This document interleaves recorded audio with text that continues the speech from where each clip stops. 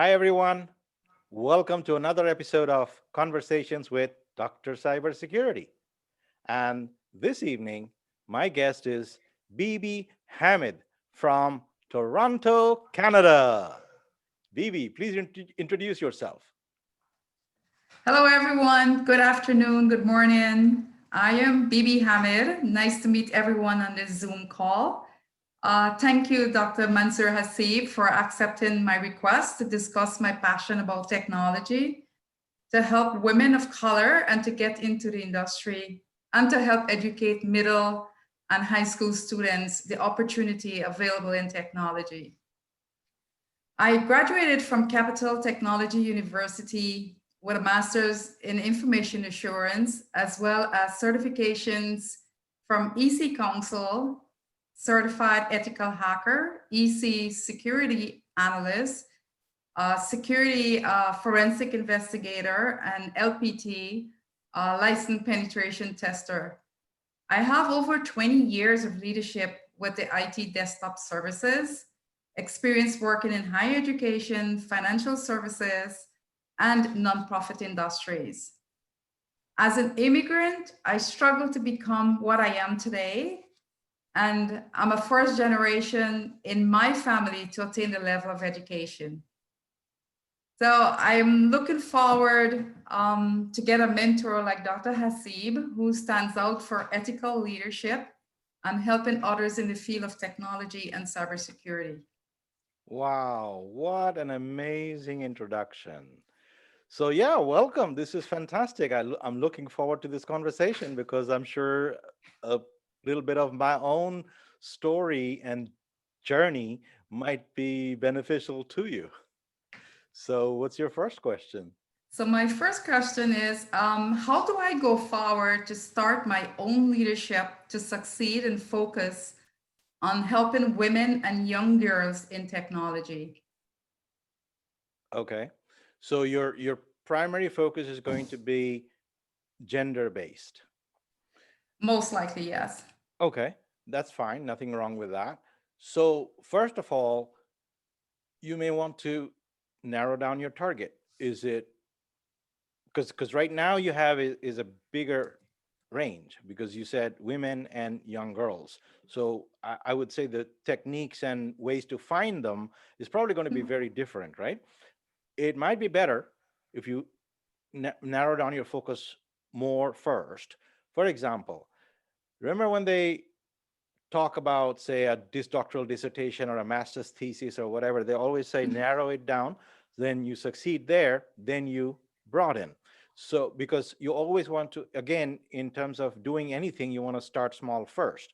Because if you start too broad, what happens? You might not be focused enough to truly succeed. My recommendation is, first of all, choose a group because you're going to have to figure out how to engage with that particular group and is going to be different.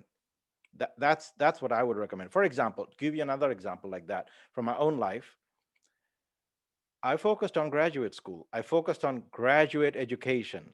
I didn't all of a sudden want to go deal with undergraduates and graduates and high school and all that. Even right now, people ask me to go talk to high school people and all that. And I actually did try it one time and it didn't really work because it takes a different level of skill to talk to those kinds of people. And my recommendation is find out first where you would be able to make better impact. Thank you. Um, that's very helpful. Um, so I guess this other question just tying to the first one, which is where do I begin to get started with my background, the knowledge and experiences from my education? Like, where would I what can you advise me to begin, like my first step? Let's say I want to do high school students. What would be my first step in getting, like, to go in front of a audience of students and just let them know what technology and what I represent in technology as well? Mhm. So this is another excellent question. So regardless of whether you go to high school students or whatever, the first thing you have to figure out is, what is my message? What is my message? You see, what is it that you are bringing to the forefront that say nobody else can? Because your message must basically be so unique and so compelling that that's what will draw people to you. It must be something that other people aren't doing, for example. In my case, again, I decided to, the cybersecurity field is huge, right? It's a massive field. But I Mhm. decided lots and lots of people are doing all kinds of things in the technology area. But even today, hardly anybody is doing anything in the leadership area. So I decided that is where I'm going to focus, that little niche again, Mhm. right? Now, you may consider, because the biggest problem with anybody, whether it is a high school student or a college student or a woman or whoever, I mean, whoever is, whether it's a person of, you talked about colored immigrants and things like Mhm. that. So people who are again trying to find their voice and trying to break through. All of it is about personal branding, because so what happens is that societal expectations is so different, and then we are oppressed almost by those societal expectations. And Mhm. especially if you're coming from one society, uprooted in one society, and then you come to a different society and you're trying to fit in, it's deadly, because they are trying to treat you as an average, but we are not average. There is nobody in the world like you. There is nobody in the world like me. I decided a long time ago that I was never going to try to fit in anywhere, because it was not Wow. my job to fit in. It was Yeah. their job to find out what I bring to the table and accept me as who I am and what I Mhm. am. Why do I have to fit in? You see, Got you. I am already born unique. So instead of trying to fit in and diffuse my uniqueness, why should I be average? I don't want to be average. I want to be that exceptional human being that I was already created on day one. Think about that. Society is treating every student as the same. In no, if you have children, or if you know brother, sister, whoever, you know that no two of them are alike. So why are we teaching them the same way in school?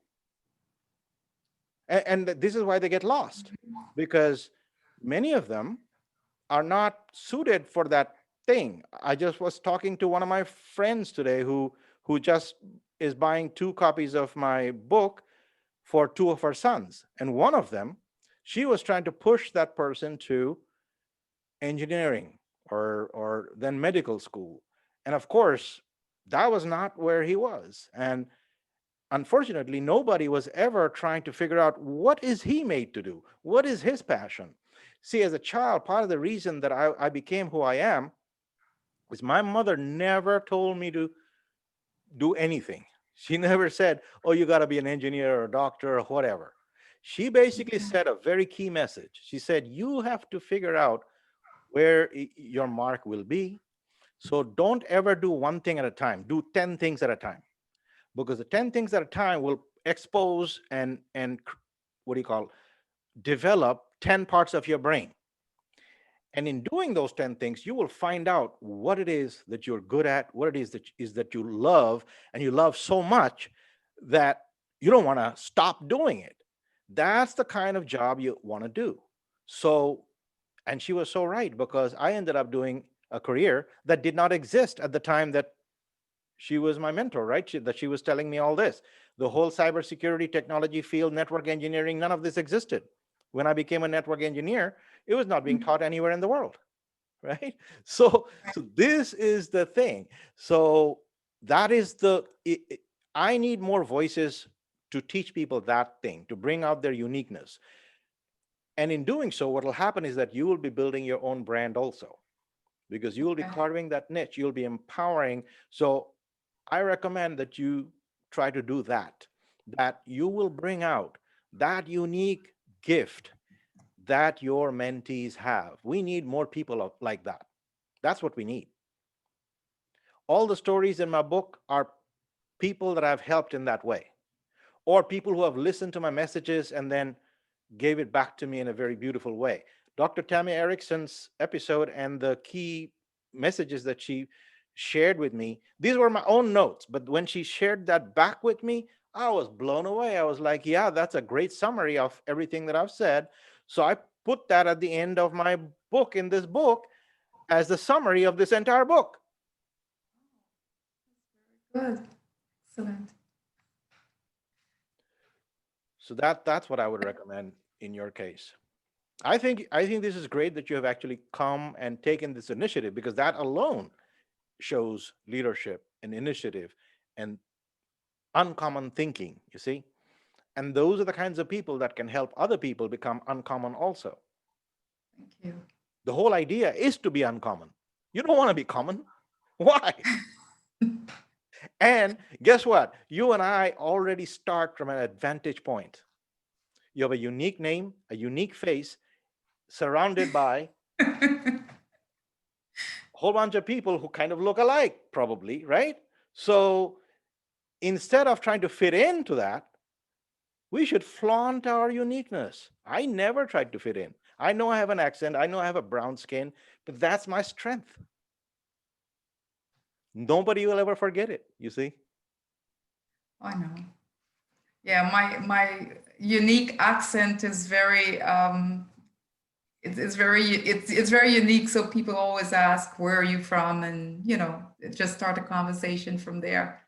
Absolutely. And that is So, the other beautiful thing. So the moment you can get a question generated or a conversation started, guess what? You have now established a relationship. yes, agreed. Thank you very much. My other question is, where did you get the names of people to reach out to? And did you reference someone else's name or a connection to move forward in your career? Okay, when you're talking about names, what what do you mean by that? By requesting connections, or what are you talking about that? Where The did I get? names of the people like you met during your journey, did you just by LinkedIn, or is Ah, it by email, or is it just by okay, meeting at a party, or some function, something like that? So this is another excellent question. So thank one of you. one of life's secrets is Mhm. showing up, right?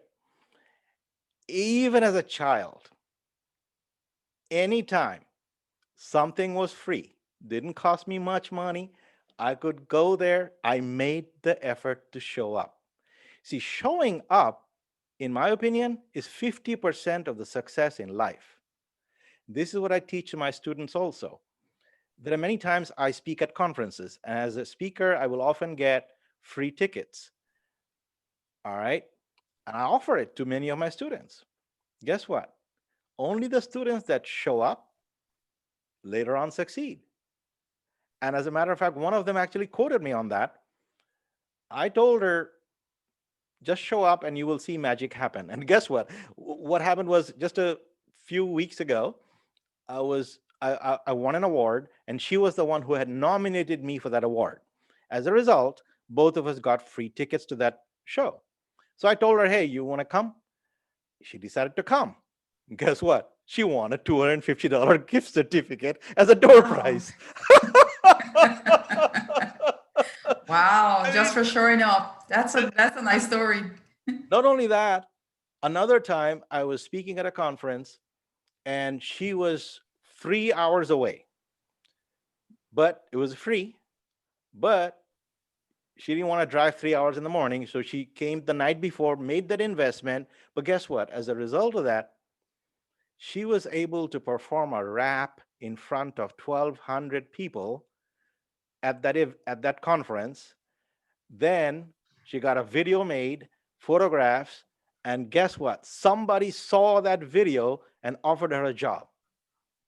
Wow, it's very interesting. Again, just Yeah. from showing up.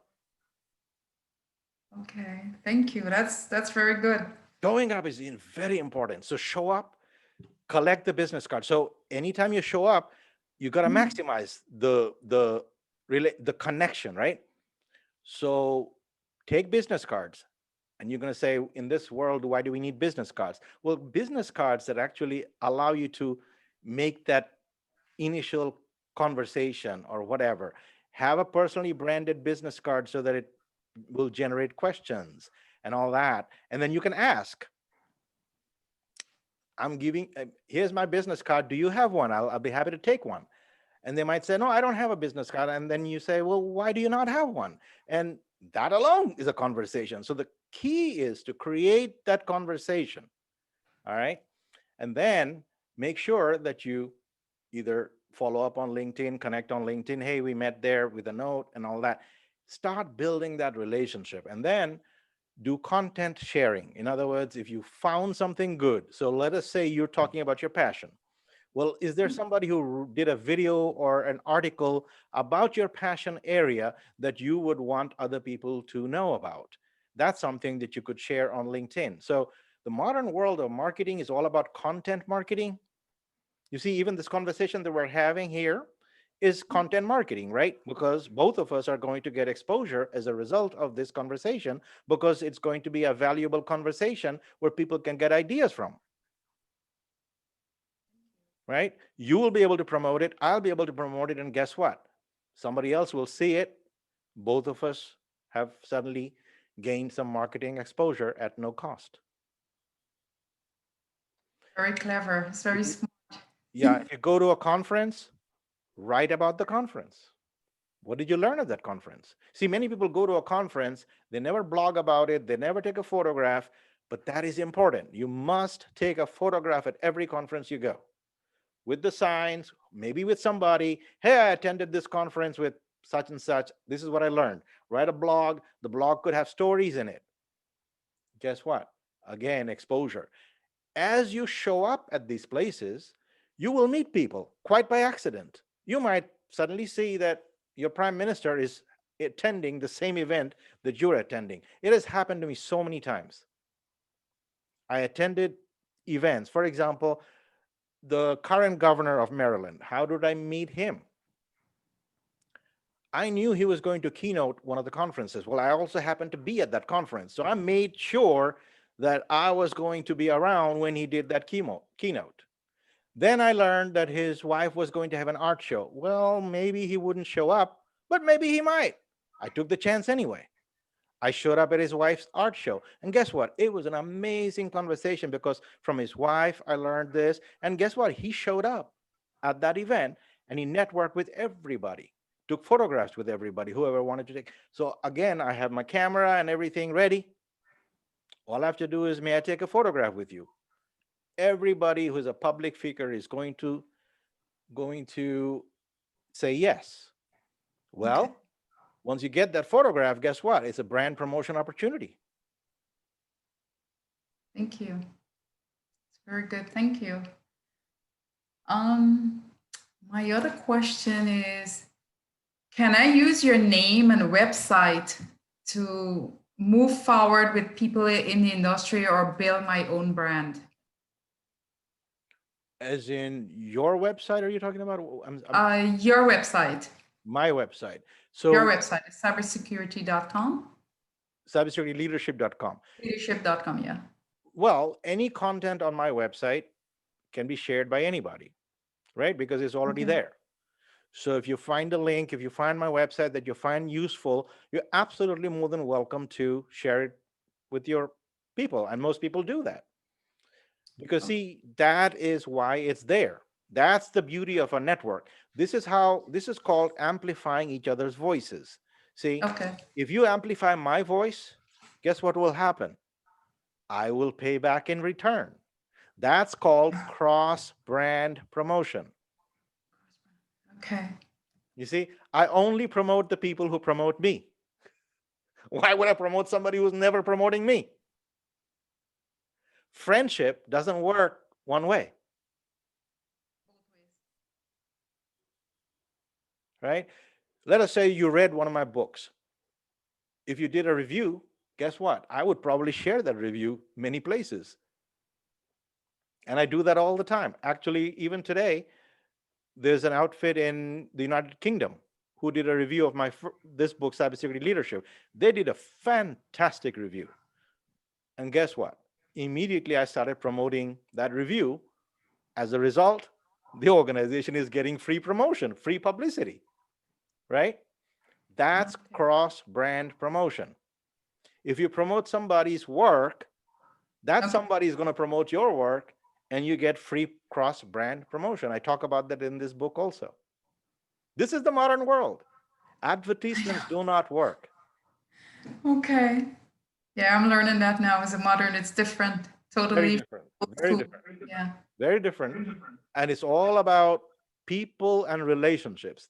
The salespeople out there that are still doing the spams or the direct mail and are you going to take my thing and all that, they get blocked. They need to relearn all this. And I've actually taught salespeople to relearn the new world of content marketing. Okay. Marketing is completely changed. Ads are very expensive. They have a very short lifespan and then very little impact. On the other hand, content marketing lives forever because it's valuable content. It's usually low cost or free. And it has a long shelf life. Okay. Thank you. So start building your YouTube channel also. That is another important thing. As you get all this content, so I'm going to share this video with you. You could use that to start your YouTube channel also. Get up to 1,000 subscribers on YouTube and you can monetize your YouTube channel. I'm trying to do that. Okay. Yeah, I don't have a YouTube channel, so It's free. have to You help. have it. Yeah. This is where your passion comes in, right? So whatever your Okay. passion is, and it can be multiple things, right? You can share about 4 or 5 things. I do that. For examples, one of my tracks is Toastmasters. Another track is all this leadership and all that, public speaking. So you got all these tracks, and then you can create what are called playlists on YouTube. Okay.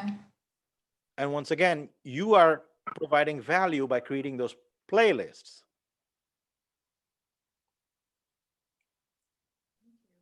All right. Okay. Well, this has been fantastic.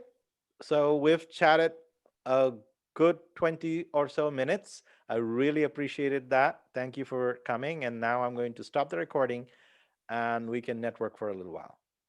Thank you very much. I appreciate that so much.